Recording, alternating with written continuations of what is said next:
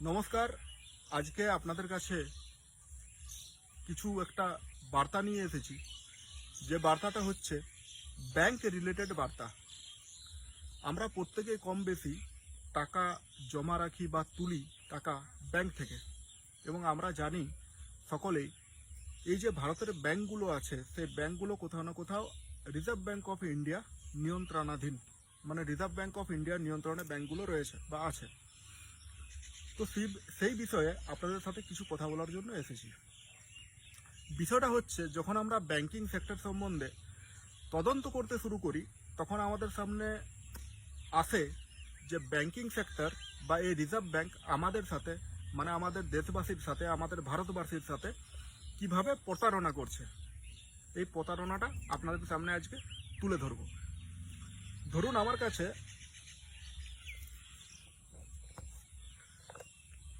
এই 500 টাকার একটা ব্যাংক নোট আছে। 500 টাকার ব্যাংক নোট আছে। আমাদেরকে ছোটোর থেকে বলা হয়েছে যে আমাদের কাছে যে কাগজের ব্যাংক নোট আছে সেই কাগজের ব্যাংক নোটের এগেনস্টে রিজার্ভ ব্যাংক অফ ইন্ডিয়াতে কোথাও না কোথাও গোল্ড রাখা আছে। সেই গোল্ডের ভিত্তিতে আপনার আমার কাছে কারেন্সিগুলো আছে বা এই কাগজের ব্যাংক নোটগুলো আছে। ঠিক আছে? সুতরাং এখানে একটা বাক্য লেখা আছে এই ব্যাংক নোটে। সেই বাক্যটা আপনারা প্রত্যেকে দেখতে পাবেন। আপনাদের যাদের যাদের কাছে কাগজের নোট কারেন্সি আপনারা নিয়ে ঘুরছেন এখন দেখতে পাবেন, যেখানে লেখা আছে मैं धारक को 500 रुपये अदा करने का वचन देता हूँ। ইংরেজিতে লেখা আছে I promise to pay the bearer the some of 500 rupees. Car signature আছে? গভর্নরের সিগনেচার আছে। এখানে স্পষ্ট ভাষায় গভর্নর বলছে রিজার্ভ ব্যাংক অফ ইন্ডিয়ার যে मैं धारक को 500 रुपये अदा करने का वचन देता हूँ, মানে এটা 500 টাকা নয়। যদি এটা 500 টাকা হতো এটার উপর লেখা থাকতো ইহ 500 রুপিয়া হ্যাঁ, কিন্তু ওটার উপর এটা লেখা নাই যে ইহ 500 রুপিয়া হ্যাঁ। এটার উপর লেখা আছে मैं धारक को 500 रुपये अदा करने का वचन देता हूँ, মানে অরিজিনাল 500 টাকাটা কোথায় আছে বা কার কাছে আছে, অরিজিনাল 500 টাকাটা কি। এরপর সাধারণ মানুষ বলবে যে অরিজিনাল 500 টাকাটা আপনি এই 500 টাকাটা দোকানে নিয়ে গিয়ে দিন, আপনাকে 500 টাকার মালপত্র দিয়ে দেবে। ঘটনা সেটা না। ঘটনা হচ্ছে অরিজিনাল 500 টাকাটা কার কাছে আছে, কোথায় আছে, সেটা কি। रिजर्व बैंक के गवर्नर এখানে বলে দিচ্ছে যে मैं धारक को 500 रुपये अदा करने का वचन देता हूँ, মানে 500 টাকা কোথাও না কোথাও রিজার্ভ ব্যাংকের গভর্নরের কাছ থেকে আমরা বুঝে পাই। ঘটনা এটা। এরপর 500 টাকাটা কি, ঘটনা সেখানে আসে। বিষয়টা হয়ে যাচ্ছে যে আমরা যখন তথ্য জোগাড় করতে শুরু করি যে অ্যাকচুয়ালি এই যে আমাদের কাছে ব্যাংক নোটটা আছে, তো সেই ব্যাংক নোটের এগেনস্টে রিজার্ভ ব্যাংক অফ ইন্ডিয়ার কাছে কি আছে, কেমন আছে। তো রিজার্ভ ব্যাংক বলে যে আমাদের কাছে তো গোল্ড আছে, অরিজিনাল 24 ক্যারেট গোল্ড আছে। সেই 24 ক্যারেট গোল্ডের এগেনস্টে আমরা কোথাও না কোথাও এই ব্যাংক নোটগুলো দিয়েছি। তারপর আমরা জানতে শুরু করি যে কতটা গোল্ড আছে আপনার কাছে, মানে রিজার্ভ ব্যাংক অফ ইন্ডিয়ার কাছে কতটা গোল্ড আছে।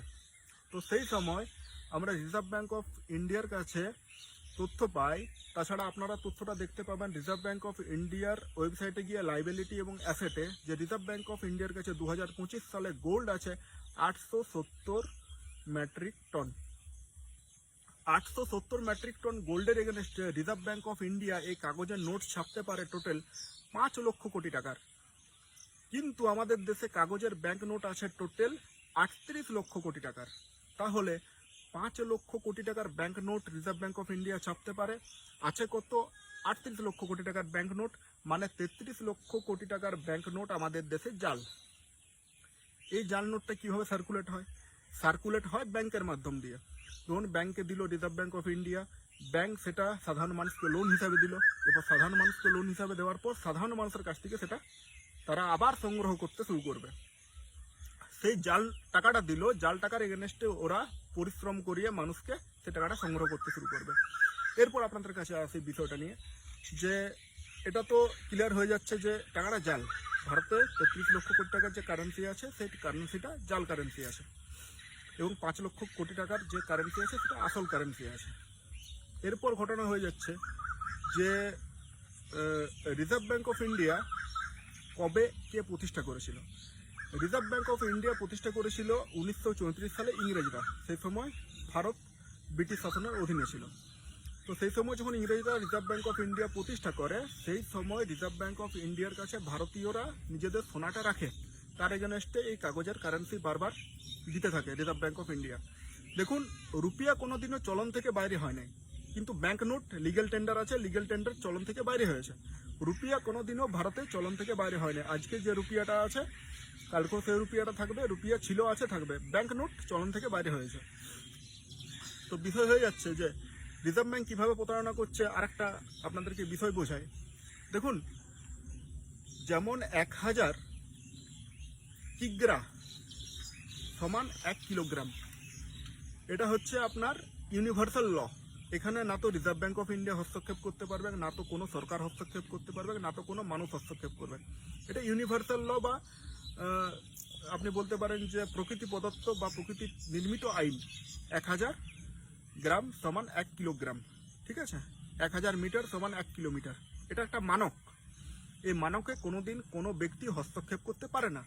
ঠিক সেই রকম রিজার্ভ ব্যাংক অফ ইন্ডিয়ার আর্কাইভ থেকে যখন আমাদের টিম আমরা জানতে শুরু করলাম যে what is the standard of rupee, রুপির মান কি আছে বা মানক কি আছে, তখন রিজার্ভ ব্যাংক অফ ইন্ডিয়া থেকে আমরা পেলাম যে 15 টাকা সমান 1 মোহর এবং 1 মোহর সমান 11.664 মিলিগ্রাম 24 ক্যারেট গোল্ড, মানে 24 ক্যারেট গোল্ড, অর্থাৎ 1 ভরি সোনা বাংলায় বলতে গেলে।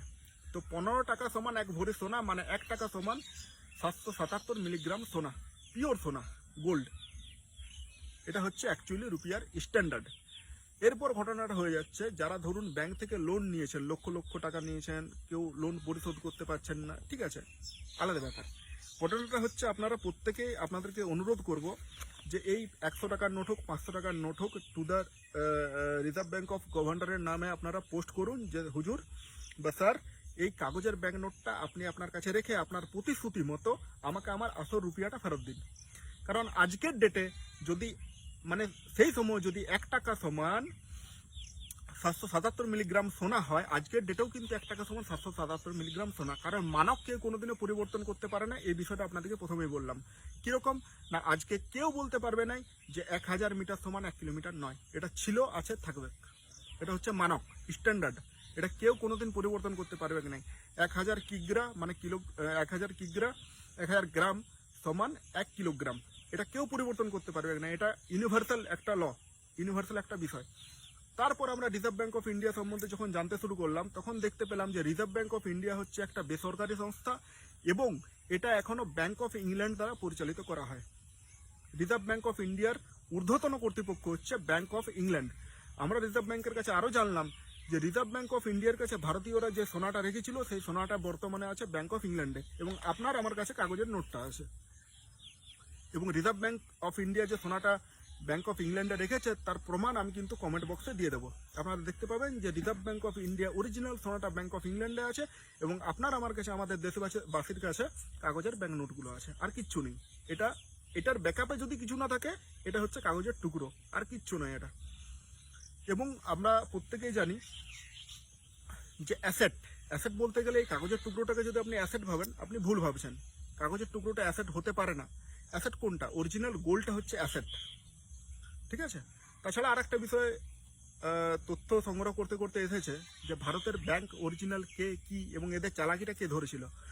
রিজার্ভ ব্যাংক অফ ইন্ডিয়ার চালাকিটা সর্বপ্রথম ধরতে পেরেছিলেন আমাদের লিডার, আমাদের নেতা শ্রী নেতাজি সুভাষচন্দ্র বোস। তিনি এই বিষয়টা ধরতে পেরেছিলেন।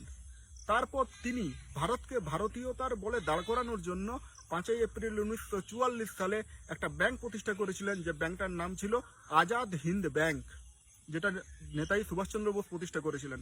এবং আজাদ হিন্দ ব্যাংক প্রতিষ্ঠা করার পর ভারতবাসীরা তাদের সোনাটা আজাদ হিন্দ ব্যাংকে রেখেছিল এবং Azad Hind bank valid currency issue করেছিল, ঠিক আছে? তো যাই হোক, তারপর নেতাজি সুভাষচন্দ্র বসু অন্তর্ধান হলেন। তারপর থেকে বিষয়টা প্রত্যেকের কাছে, আমাদের কাছে অজানা।